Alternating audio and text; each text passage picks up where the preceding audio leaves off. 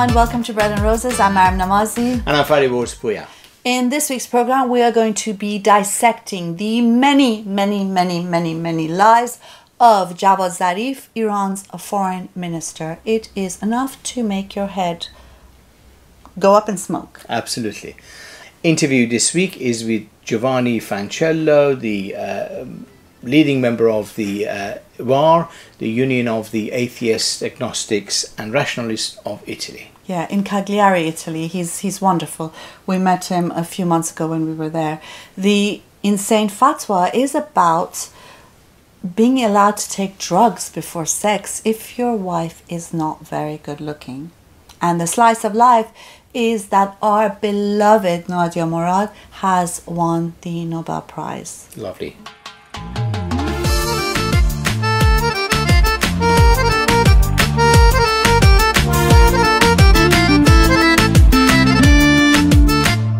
Javad Zarif, the foreign minister of the Iranian government, he spoke at the Council of Foreign Relations in the US a few months ago. Now, his speech is an excellent example of whataboutery, of deception and lies, of deflection.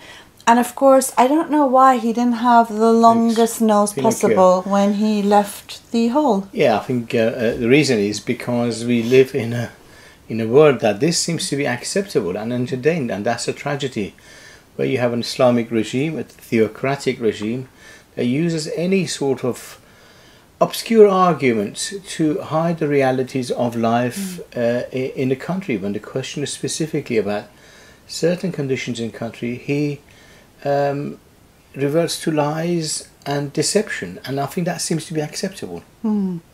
Listen to what he says on elections in Iran.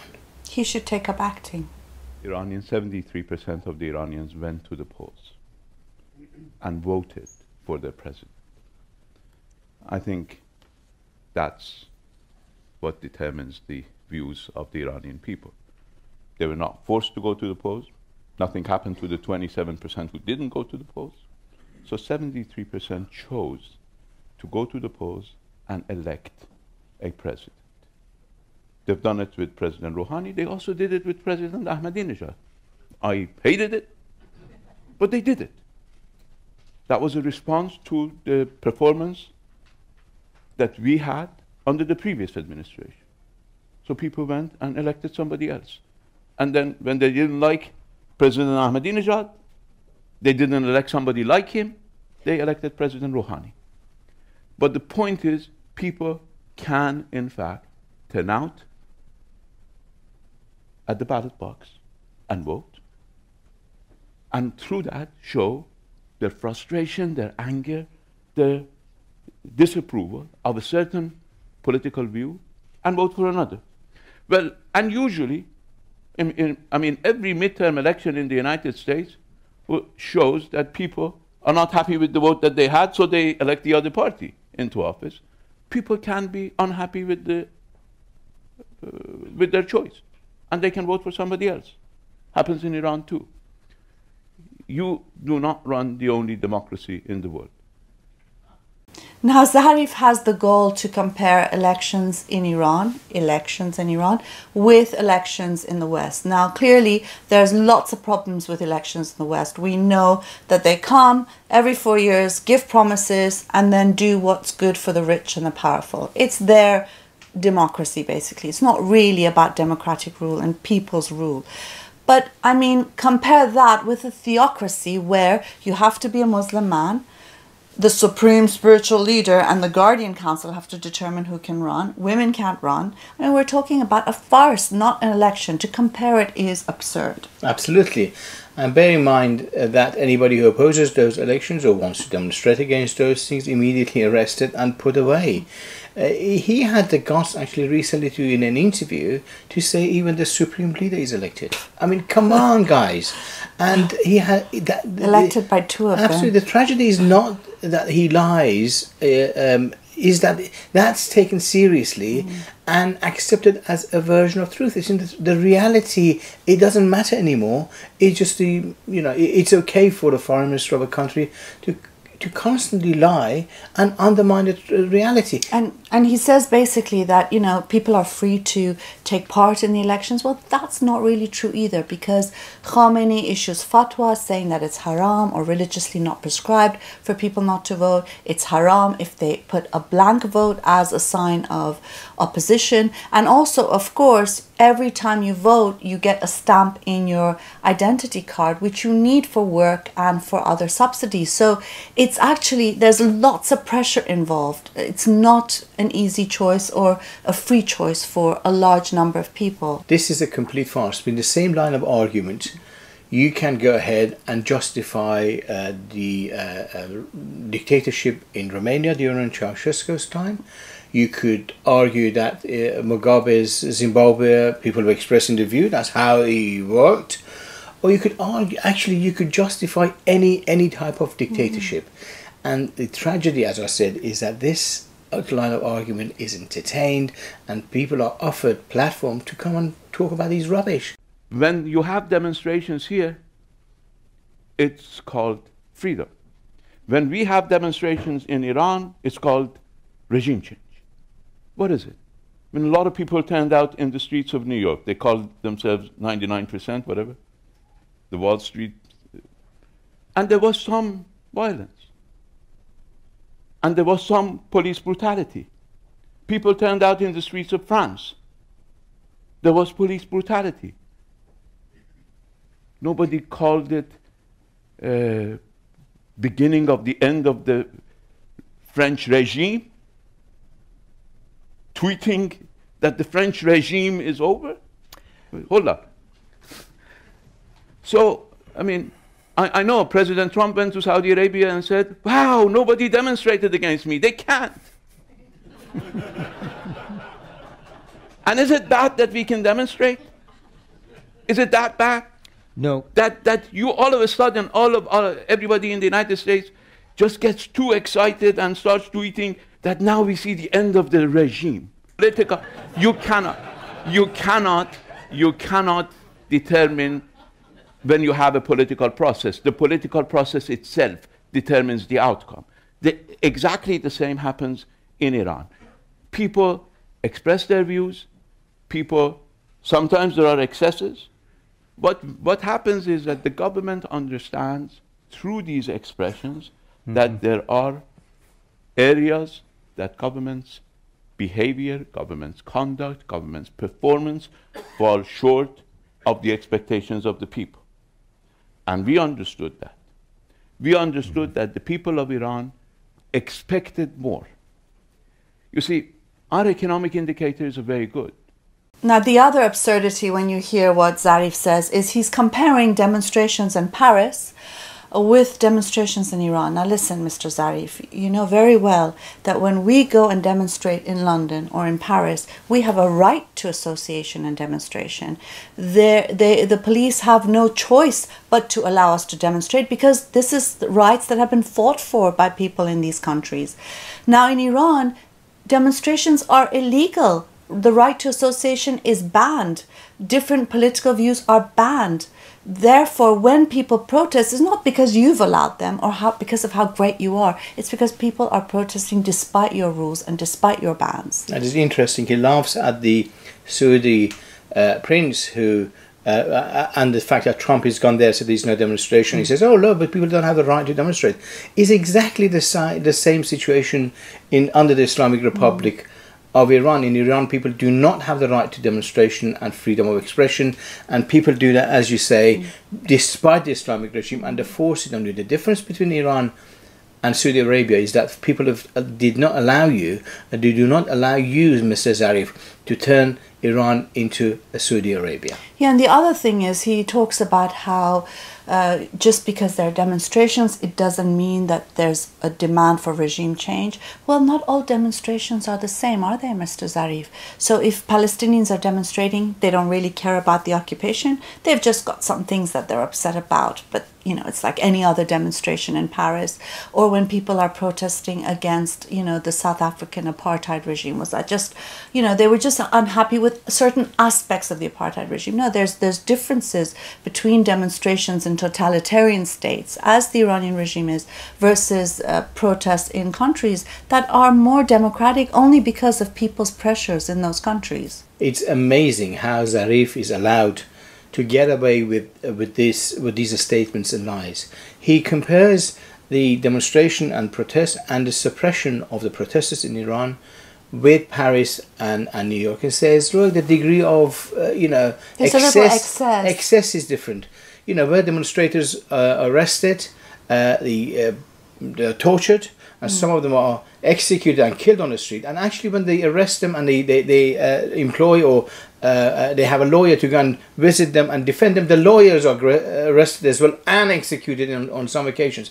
How could this be compared to a demonstration of the 99% in New York who stay there for weeks and weeks and weeks? Yeah, I mean, the thing is too that, look, there is police brutality, there's no question. There is huge amounts of discrimination and bigotry in countries in the West as well. And there are attempts to stop protests and quash protests, but you can't compare protests and the response to it in more democratic societies versus one that are in really oppressive totalitarian ones. It's like comparing apples and oranges. And it's this thing we see always with the Islamists. What about this? What about that? What about this? No, well, can we ever speak about what you're doing, please, without hearing about Saudi Arabia? You're no different really from Saudi Arabia, except that people in Iran aren't tolerating it. Every country has a dress code. If the lady was sitting here, I would tell her that every society has a dress code. We may like that dress code or we may dislike that dress code. But the laws of that society require people to respect the dress code that they establish. In some societies, if somebody goes out naked in the streets of Canada, they'll be charged with, there's a name for it, Indecent exposure. Indecent exposure. It's not quite a dress code, hold on. but I take the point. It's not quite a dress code. We call that an undress code. Okay. No. You see, that's cultural. In a society that believes in nudity, that's a restrictive dress code. So you set the limit somewhere. And that somewhere is determined by the moral norms of that society.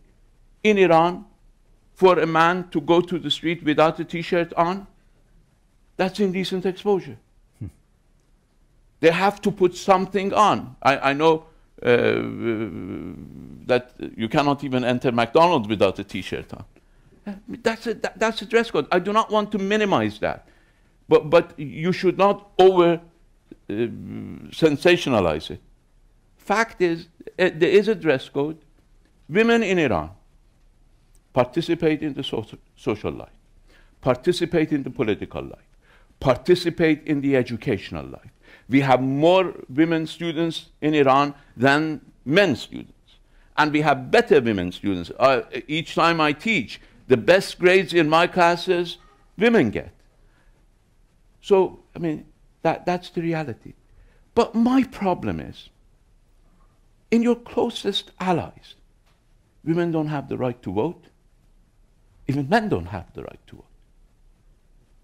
And I don't hear people making such big cases about them. This guy is just allowing women to go to cinema, and he's praised as a transformational figure.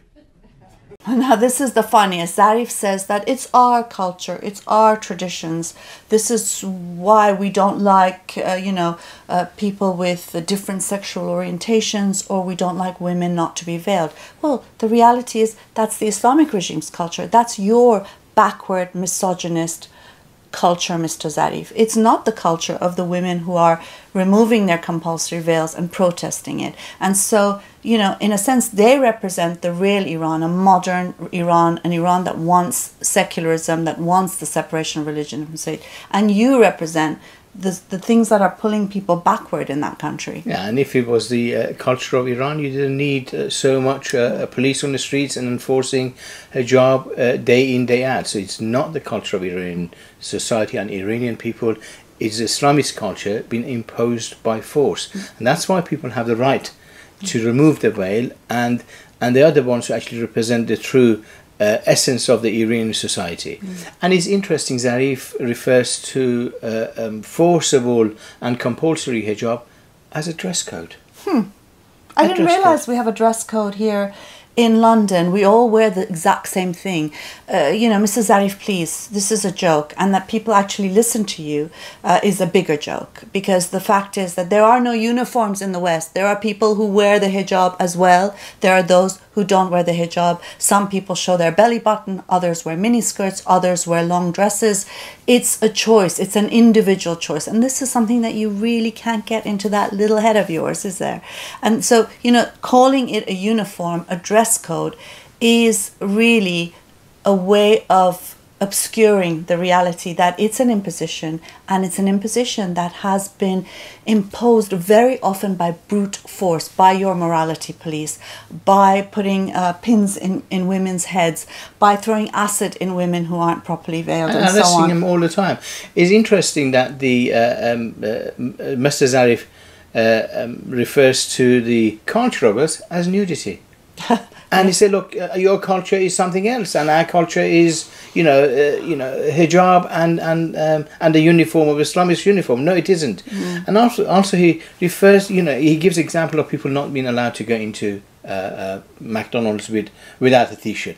How could he be allowed? Comparing apples and whole oranges. Society being covered in dark shrouds, with people having people not being allowed to go into a store without a top. This is the deception and lies of the Islamists that they always do around these issues, and they think is a spectrum. This is where you draw the line. We draw the line over here. That's what it is. But again, this is so much like people who compare FGM, for example, with tattoos. I'm sorry, they're two different things. And again, it's trying to bring a sort of cultural relativism that justifies the oppression of women in the guise of culture and religion. And of course, women in Iran are responding very clearly to Mr. Zarif and to the Iranian regime on the streets every day. Iran is a very... People have specific traditional cultural values. We do not, again, punish or criminalize anybody for their activity at home. What is important is what they do in the street, what they do in the society. And we have a different set of norms than Western societies when it comes to sexual preferences, exhibited in the street, not in their personal lives. Islamist deception has no limits. He says that we don't interfere in people's private lives, and they can do anything they want within the boundaries of their own private domain.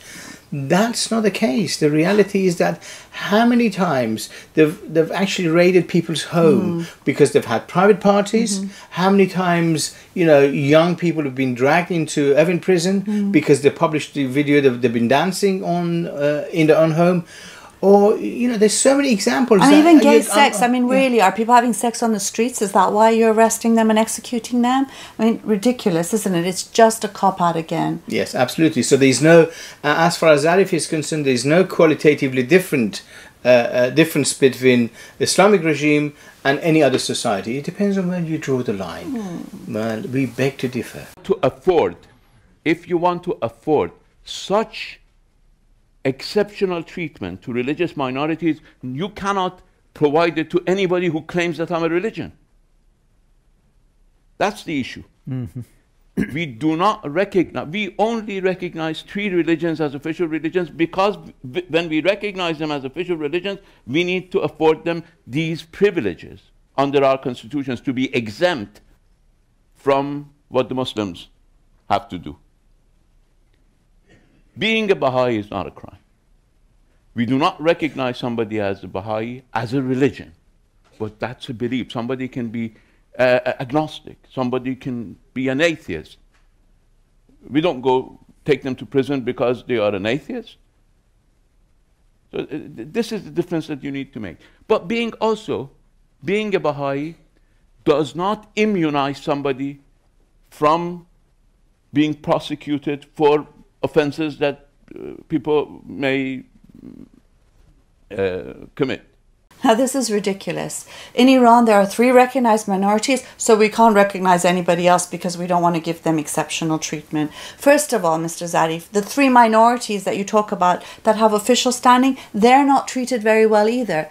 But apart from that, it's just absurd to say that you cannot give rights to people except for certain groups. The whole idea and concept of citizenship, of individual rights, of people having rights irrespective of their background and belief is something the regime will never understand. And that's why you can make these bogus arguments and have idiots listen to you as if you're actually making any sense, which you're not. And removing the rights from individual and turn it into groups, only the recognized group that the Islamists accept. Certain groups, yeah. And that's that's what Zarif is doing. In his argument, he's completely ignoring individual personal life and individual rights. And he transferred that right to groups that only he recognizes. And supposedly he recognizes.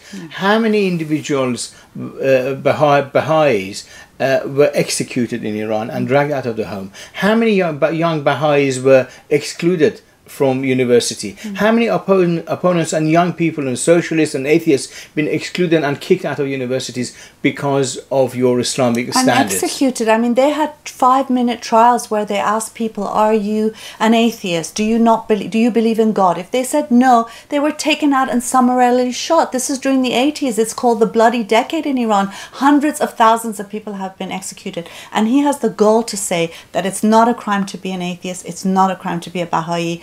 I mean, honestly, and people are sitting there and applauding him and laughing at his stupid jokes. It just, it's astonishing. I don't know what else to say. There are 130 crimes punishable by death in Iran, including for atheism, including for apostasy, blasphemy, for heresy. So, to say that it's not a crime and to imply that anyone who has been killed and tortured and imprisoned has actually done something criminal. Yeah, absolutely, and label everybody criminal. That's the essence of, that's the qualitative difference between Islamic regime and a civilized society. Can I just say something, sorry, is that when you see the response to Khashoggi's disappearance in the Saudi embassy in Turkey, suddenly people are shocked. We don't want to work with the Saudi regime anymore. We have to stop our, I don't know, I just read Virgin's Branson is saying he's pulling out of some sort of $1 billion deal he had with them. Well, hello, Saudi Arabia's been doing this every day, but because they do it in the country itself and people don't have access to the media in this way, it's business as usual. And this is exactly what the Iranian regime does. The Iranian regime is no different from the Saudi regime. People in Iran are fighting back. And that's really the tragedy, isn't it? You've got someone who is really should be taken straight to prison for the crimes that he's committed against the Iranian people. Here he is sitting, speaking in perfect English with that ridiculous smile of his. People laughing at his jokes. It is really tragic. Really tragic. It is tragic, Maryam. It is tragic. He always compares himself. His standard is Saudi Arabia and the prince, of Saudi Arabia. Well, Iranian people do not compare themselves with the Islamist Saudi Arabian government. Iranian people compare themselves with the most modern and the most civilized. That's why you are in trouble, Mr. Zarif. You're going backwards. You want to drag society. You want to drag the society to 1400 years back. Iranian people want to go beyond the 21st century and beyond, and that's the standard. And that's the difference, qualitative difference between you and the people of Iran. You tell them. That you do not represent. Well, we are in Syria for the same reason that we went to the aid of the Iraqis and we went to the aid of the Kurds. You see, there is an official narrative here in the United States, and that narrative is being repeated by everybody. And in order for that narrative to be comfortable, they forget some parts. Iran has a consistent record of fighting extremism. We are in Syria to fight extremism. We are in Iraq to fight extremism. Okay, seriously, I mean, my head is exploding every time I hear this man speak. To say that they're in Syria to go to the aid of the Kurds and the Iraqis is just unbelievable. I mean, the Iranian regime is one of the main perpetrators of crimes against the Kurdish people in Iran and elsewhere. And it's, you know, and also, I mean, there are people in Iraq burning Khamenei's photo. They want Iran out of Iraq and its intervention there. So to call it an aiding the people there is really the rewriting of history and reality. The man has no shame. No the shame. It's sort of like Trump. It's this era, isn't it? Yeah, absolutely. I mean, you know, the relationship between the Islamic regime and Hezbollah and the Syrian government even way beyond Daesh and ISIS. You know, they have that relationship with Russia. They've been supporting the Syrian government to suppress the Syrian people, and Daesh became an excuse and opposing fact between the ding-dong between the Islamic regime and the Saudi Arabian, you know, trying to intervene in that region. The Islamic regime is the source of extremism. Yeah, Iran. That's the funniest, that they're there to fight extremism. Absolutely, they are the source of extremism. I guess in Daesh Iran. was there to fight extremism in Syria as Can well. I finish, Sorry, Maryam? yeah. Seriously, Islamic regime is a source of extremism in Iran, Exactly. in Iraq, in Kurdistan, in Lebanon, in Syria, and they try to consolidate. You know, they try to push away the competitors, which is Saudi Arabia, in sort of establishing a slightly different version of extremism.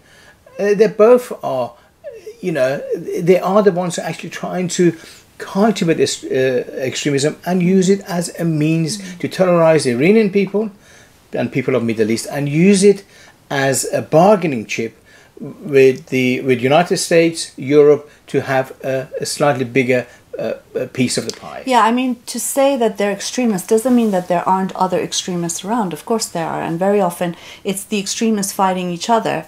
But nonetheless, I mean, I think the use of this "what about them" and "what about this," we see this all the time, you know, and I think that's why it's created a climate, along with cultural relativism and the fact that, as you said earlier, truth has become irrelevant now, that Mr. Zarif can actually sit there and say these things while there are so many people in Iran languishing in prison, facing torture, so many of our loved ones who have been killed and who are no longer with us because of the crimes of this regime, the regime that he represents. And he has the nerve to come and speak in English and talk all of this nonsense and to lie, just blatantly lie. It's only in this times that truth is the casualty of the powerful. In America, in Middle East, of various versions. In Europe, you see the rise of the sort of people who deny the reality and truth of the life of people. But on the opposite side, there are people of Iran and the huge masses everywhere, in America, in Europe, everywhere, who are fighting for the basis of a society which is based on recognition of reality and truth.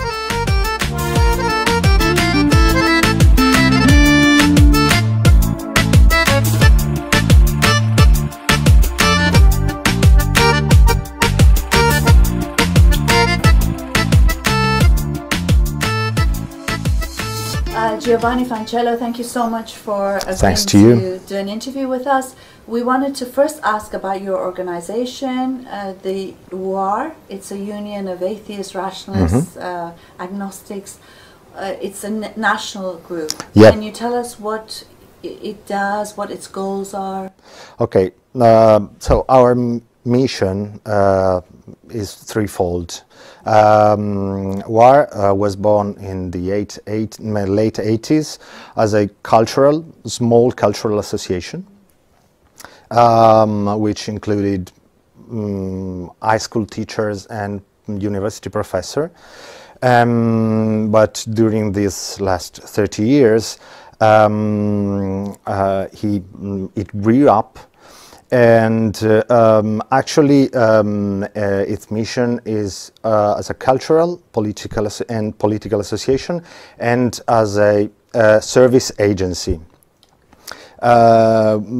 Cultural association for us means that we have to improve a public and shared awareness of the importance of the relevance of the problem we are involved in, and to this aim we organize public debates, book presentations, because we feel that we as a world, as a society, we need to elicit an active debate on this problem related to religious discrimination. But we are aware that these problems are important, but also that these problems are political and actually need a political solution. So we consider WAR also a political association. And it entails that we have to cooperate, if necessary, if possible, with other collective subjects and with political parties. Even though we have no specific affiliation, but we have to cooperate with them to improve and strengthen the rights of non-believers or, in general, non-Catholic people. We have also a third feature, which is that WAR is a service agency. We consider WAR as a service agency to help people that need some solution to specific problems.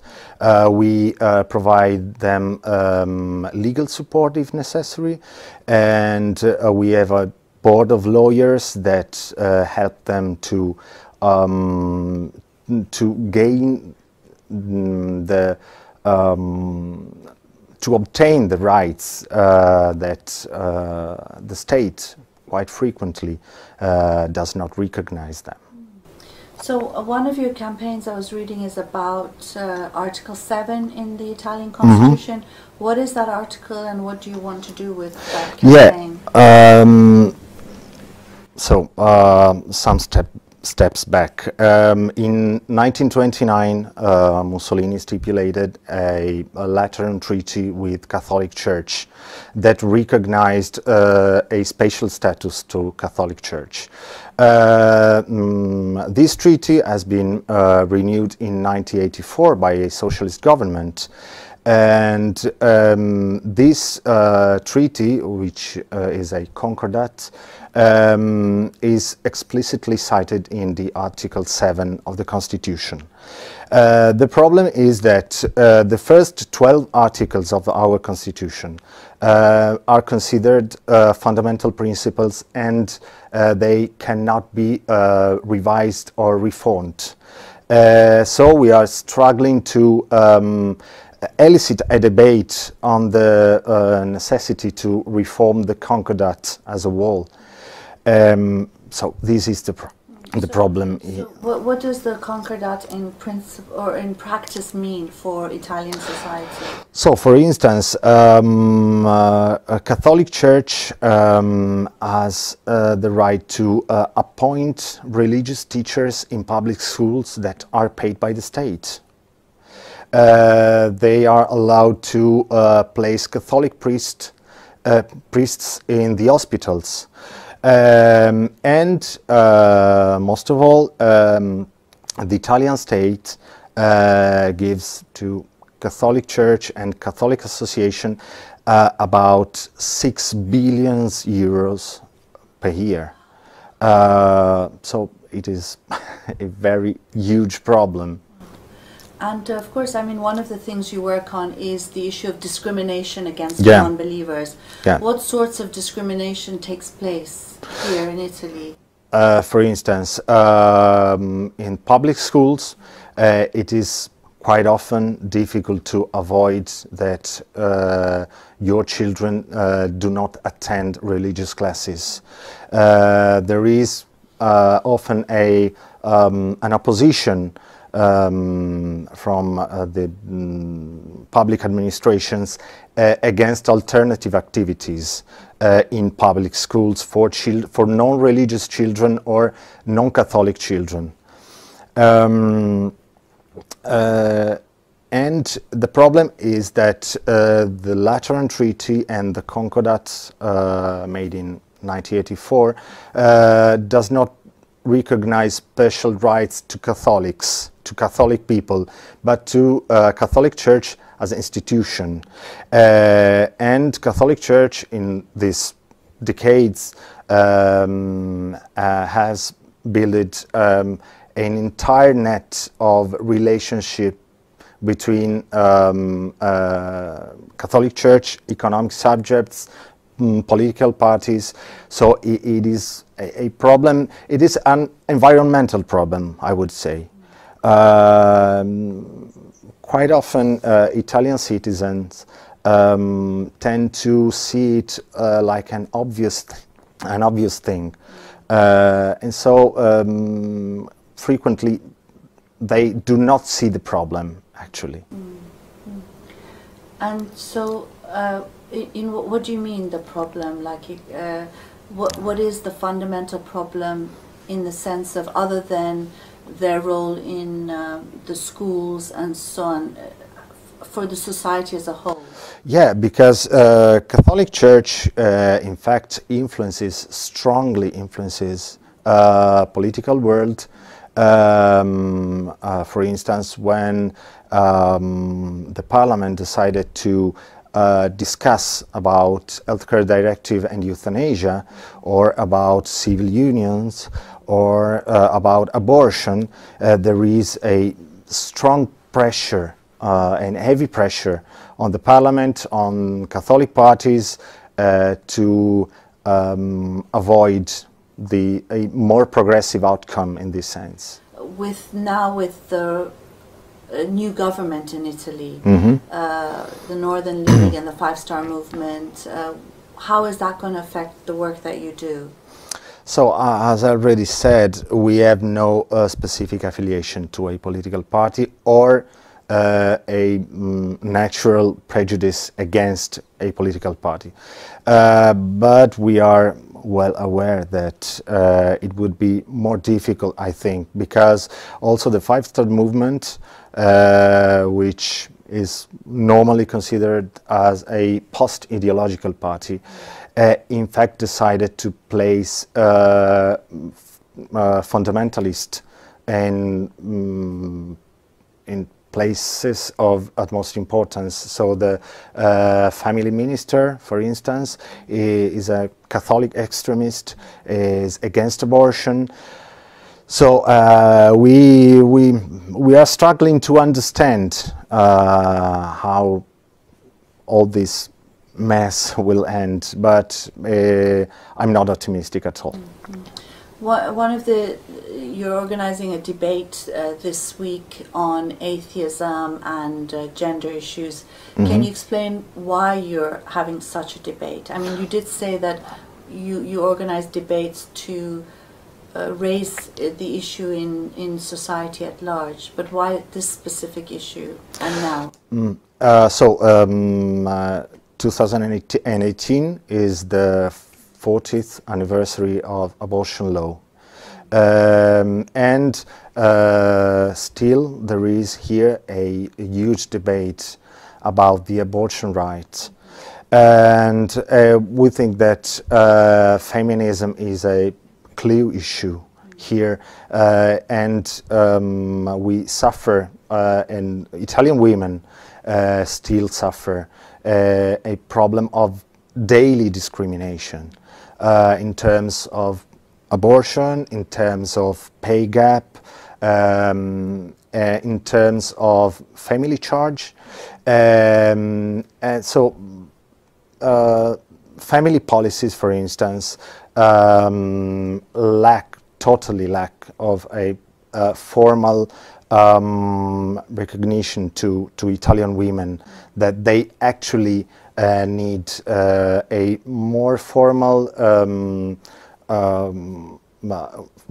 support to see their rights recognized. And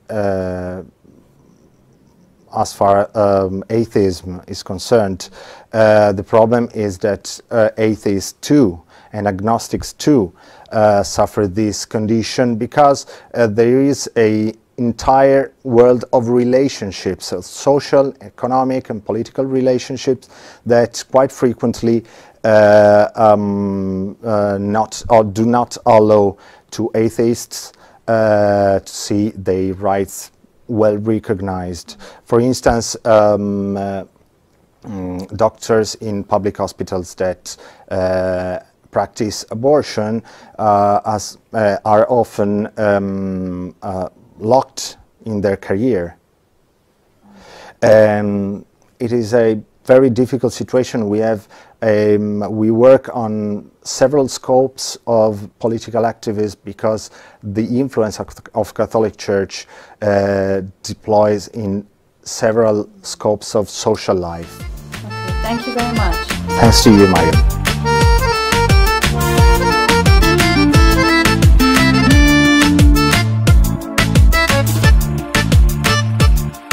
A Moroccan imam has issued a fatwa that says that if you have an ugly wife, you can use drugs before sex so that she looks like a beautiful nymph. How far they go? How far they go? I think it's to do with him. Of course. I think it was, but he's put some conditions on it. There are many conditions, so listen up. I have no idea how he's made it up, but men cannot be over 40. It has to be under 40. I'm really sorry. It doesn't apply to you. And also, you can't consume, drugs and various substances to enhance your vision during the day. Yeah. It has to be in the evening. Evenings only. So there's rules. Make sure you abide by them. And I guess the main question is, I wonder how old this if guy someone is. has a hideous husband who smells. Yeah, but it's to do with him. It's for him. He's not. It's kind of like all of Muhammad's hadiths and surahs and this and that. It's all what he wanted. I'd like to have a few more wives. Age doesn't matter. And, they just made up stuff. And this guy is doing the same thing. I think he's got some relations with the drug distribution in Middle East. Possibly. Yes. Or he's been caught. He's trying to justify it.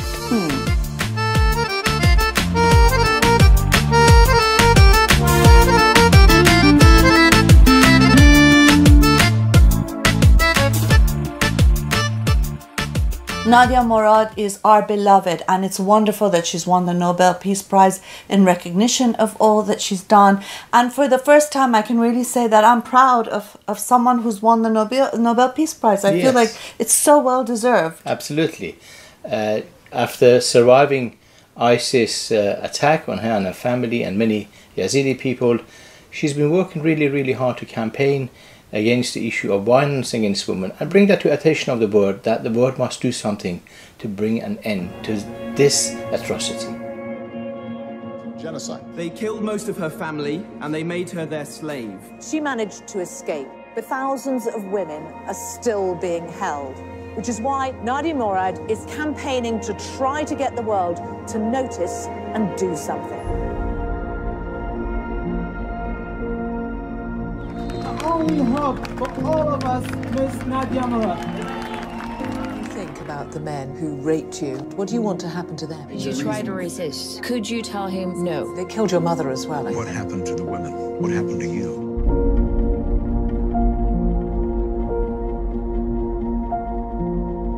أفسوالي الوساد نايت كرنينا جتم بيبي يكرن مكون لازم تشبي يكرن جايزتي حقيقة ببن لازم تشبي يكرن جاجن بس ببيا الضحية حربا فتشتهوام وكم تفيق بيتر بيا كرن مش إيرو الفيدرز دنجي 3000 كتشكو جنو زاروكي ما هيش الدستي واندا.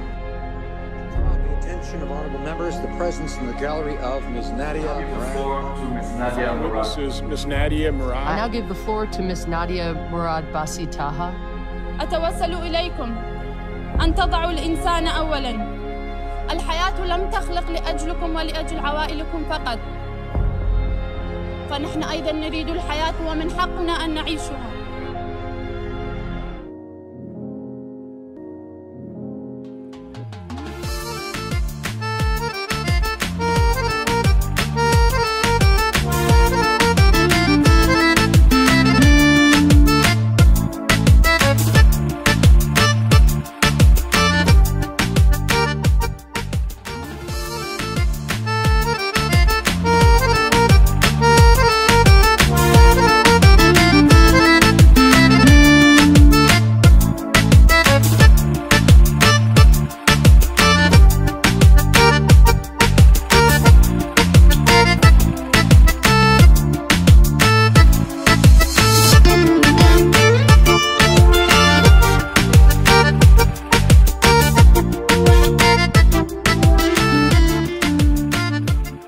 Hi, I'm Maryam Namazie. And I'm Fariborz Pooya. We're hosting a program called Bread and Roses. It's a weekly program that's broadcast in Persian and English in the Middle East and North Africa, primarily Iran as well. And it's also shown on YouTube internationally. And we've been doing this since last May. We're coming up to our year's anniversary, and we've had quite a lot of fun making these videos. We discuss taboo-breaking, free-thinking ideas. The Islamic regime of Iran has called us immoral and corrupt. And that's why you need to support us. We are the alternative voice in Middle East and North Africa. Of corruption and immorality. So do support us. Here's a short video from Patreon that explains how you can help us with even just $1 a week. That's nothing. Support us. Patreon lets fans become patrons of their favorite artists and content creators. It's different than Kickstarter because it's not about one big project that requires lots of funding. It's more for bloggers or YouTubers or webcomics, anyone who creates on a regular basis. Here's how it works. When you become a patron, you're agreeing to give an artist a tip of an amount you set every time they release a piece of content, whether it's a new song, a video, or a recipe. You can set a monthly maximum to make sure that you're always within your budget. Choose an amount, enter your payment information, and you're done. Becoming a patron allows you to view and post in the artist's stream, and in exchange for your support, artists offer additional patron packages, which might include monthly Google Hangouts, music production tutorials, pre-sale concert tickets, or anything they can offer as a way to say thanks. Patreon, empowering a new generation of content creators.